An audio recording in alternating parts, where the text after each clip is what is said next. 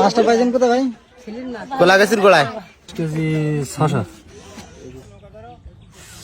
ওনার সুন্দরবনে মধু কাটতে যে একটা মাছ পেয়েছেন, সেই আনন্দে ওনারা মধু না কেটে ফিরে আসছেন। যে বস্তাতে মোড়ানো মাছ। দর্শক, কুশলিমার পুকুর থেকে আপনাকে জানাতে আসসালামু আলাইকুম রহমতুল্লাহ। তো আমাদের এক মোবাইল ভাইরা সুন্দরবনে গেছিলেন মধু সংগ্রহের জন্য।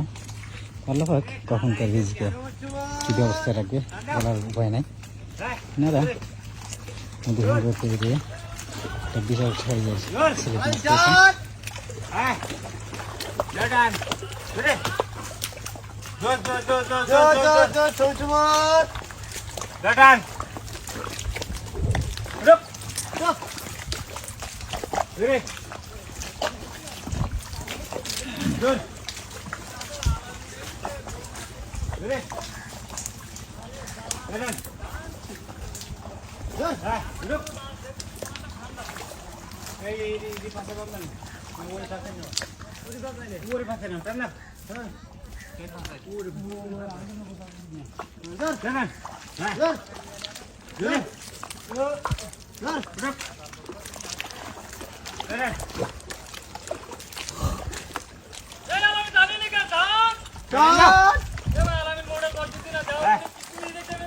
আজোর কথা দেয়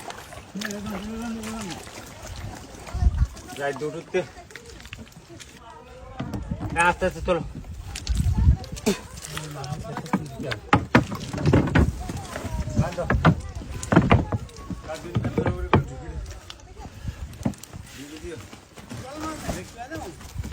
না সিলিট এটা এটা এটা ঢুকে দাও, এটা ঢুকে দাও।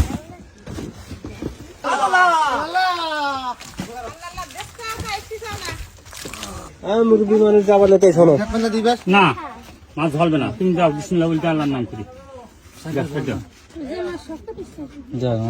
21 কেজি 600। 20 কেজি ধরো না। সময় রাখো মাছ, সময় রাখো। সেই জন্য নৌকা কাইস মেরিলে বড়াই তুলতে গিয়ে আর সেটাই